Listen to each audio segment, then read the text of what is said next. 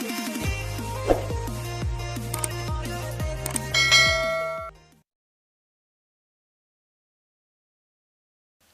Jesus ay kahalintulad ni Adan, ang unang tao, at ang ating Ama na nilikha sa lupa, at sinabi ng Diyos, ikaw ay maganap, at nalikha nga si Jesus.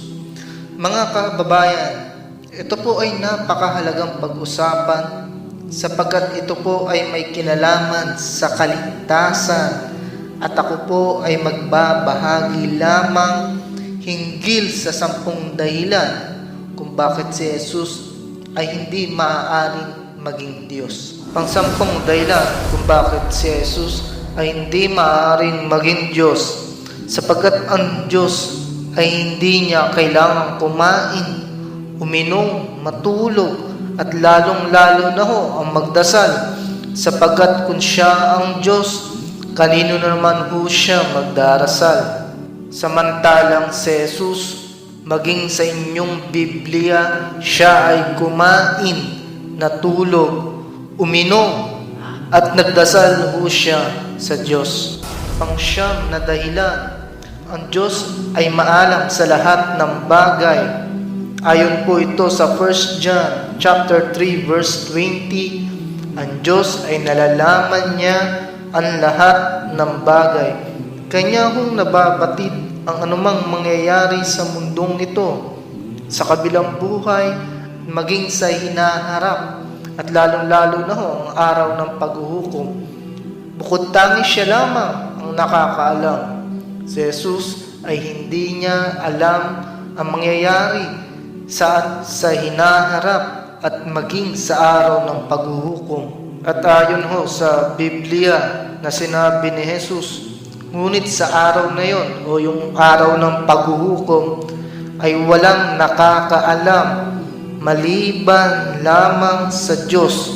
Kaya papaano magiging Diyos si Jesus kung ang araw mismo ng paghuhukom ay hindi niya alam? Pang-8 dahilan, ang Diyos ay hindi ipinanganak. Siya ay walang simula at walang wakas. Hindi siya nilikha, bagkus siya ang lumikha. Siya ay umiiral na mula panunguna. Ito po ay ayon sa Awit chapter 90 verse 2. Samantalang si Jesus ay pinanganak ni Maria at siya ay nilikha lamang ng Diyos. At ito ay pagpapakita lamang ng kanilang kaibahan. Kaya naman sila ay hindi maaaring maging pareho. Pang-7, ang pagiging anak ng Diyos. Ang salitang anak ng Diyos ay hindi ho literal. Ito ay isang patalinghaga at ito ay ginagamit sa Biblia at tumutukoy ho sa pagiging malapit sa Diyos at sa mga taong matuwid. At marami hong tinawag sa Biblia bilang anak ng Diyos at hindi ito eksklusibo lamang kay Jesus. Dahil sa Biblia, pati ho si Propeta Jacob ay tinawag ding anak ng Diyos at ganun din po kay Propeta David. At ito po ay ayon sa inyong aklat sa Exodo chapter 4 verse 22 at maging sa Awit chapter 2 verse 7, kung si Jesus ay Diyos dahil tinawag siyang anak ng Diyos, ganun din po sana kay Propeta Jacob at David sapagkat sila ay tinawag ding mga anak ng Diyos. So therefore, lalabas silang dalawa ay maaaring maging Diyos din sapagkat silang dalawa ay tinawag ding anak ng Diyos. Ang pang-6, ang Diyos ay hindi nakikita o makikita man. Katulad ng nakasulat sa John chapter 1 verse 18. At walang taong nakakita sa Diyos kailanman. At maging sa 1 chapter 5 verse 37, kailanman hindi ninyo narinig ang kanyang tinig, ni hindi man ninyo nakita ang kanyang anyo.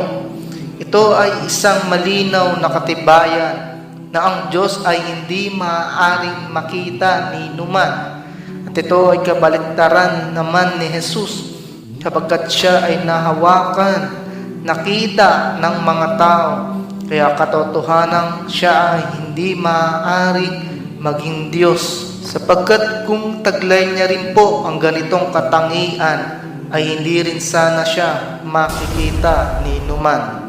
Panglimang dahilan, ang Diyos ay walang kamatayan, sapagkat kailanman ay hindi niya maaaring taglayin ang ganitong katangian.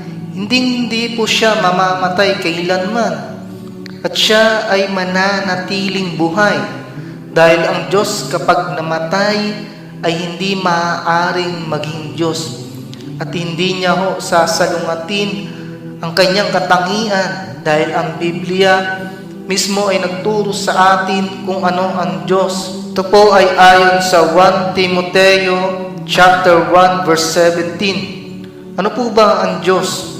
Sa haring walang hanggan, walang kamatayan, at di nakikita, at tanging Diyos. Ito po ay napakalinaw na isa sa mga katangian ng Diyos ay wala po siyang kamatayan. Samantalang si Jesus sa inyong Biblia, siya po ay namatay at naipako. So therefore, hindi po siya maaaring maging Diyos. Ang pangapat na dahilan, walang malinaw na sinabi si Jesus na siya ay Diyos. Samantalang madaming talata sa Biblia na madalas niyang sabihin na siya ay sugo lamang ng Diyos. At siya ay nagturo sa mga tao na iisa lamang ang dapat sambahin. At ito po ay inyong mababasa sa inyong aklat sa Marcos chapter 12 verse 29. Sabi po ni Jesus, ang pangulo o pangunahing utos, pakinggan mo o Israel, ang Panginoon nating Diyos, ang Panginoon ay iisa.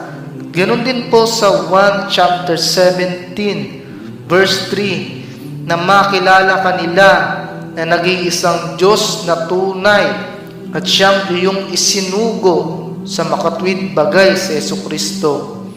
Kung si Jesus ay Diyos, dapat sana ay itinuro niya rin ito sa mga tao na siya ay dapat sambahin bilang Diyos din. Pangatlo, si Jesus ay hindi nagturo na ang Diyos ay may tatlong persona o Trinity.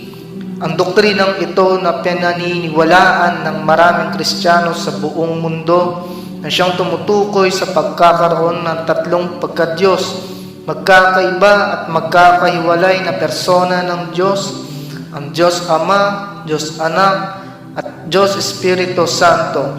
Ang doktrinang ito ay kataka-taka dahil kahit noong una pa man ay hindi nabanggit ni Jesus ang Trinidad, at ang lahat ng propeta ay nagturo ng kaisahan lamang ng Diyos at hindi ng Trinidad. At ayon po sa inyong Biblia, malinaw pong sinabi ng Diyos, ako ang Panginoon at wala nang iba liban sa akin ay walang Diyos. Chapter 45 verse 5 ng Isaias, at maging sa chapter 45 verse 18 ng Isaias din, ako ang Panginoon at wala nang iba. Ang ibang katibayan sa Biblia ay nagpapakitang si Jesus ay naniniwala lamang sa isang Diyos na walang katulad at hindi sa tatlong persona sa isang Diyos. Pangalawa, ang Diyos ay hindi nagbabago. Madalas tayong makarinig sa iba na ang Diyos ay makapangyarihan, kaya niyang gawin kahit ano, kahit maging tao. Ang Diyos ay hindi gagawa ng gawaing hindi makadiyos o anumang gawaing hindi nararapat o naangkop para sa Kanya. Kaya kapag ang Diyos ay naging tao, ay nangangahulugan lamang na hindi na siya maaaring maging Diyos dahil hindi niya sasalangutin ang kanyang sarili, at ito ay malinaw na itinuturo ng Biblia na ang Diyos ay hindi nagbabago ayon sa Santiago chapter 1 verse 17 at ganoon din po sa Malakias chapter 3 verse 6. At ang una sa lahat, ang Diyos lamang ang pinagkukulan ng pagsamba at wala nang iba pang Diyos maliban sa Kanya. Ang Diyos mismo nagpapakilala, Siya ang Diyos, ang pugutangi na may karapatan sambahin, samantalang si Jesus ni isa man sa Kanyang disipulo ay walang nagdasal sa Kanya o nagturing sa Kanya bilang Diyos, at si Jesus mismo ay nanalangin at nagpakilala sa tunay na Diyos. Kaya naman hindi Siya maaaring maging Diyos, sapagkat ang Diyos ay hindi ipinanganak, hindi nakikita, hindi kumakain, hindi nagbabago, ang maalam sa lahat ng bagay at ang karapat-dapat pagkukulang ng pagsamba. Samantalang si Jesus, ang lahat ng katangian na nabanggit dito ay hindi tumutugma sa Kanya. At sana'y maging malinaw po sa lahat ang mensaheng ito, at naway ang gabay ng dakilang lumikha ay mapasa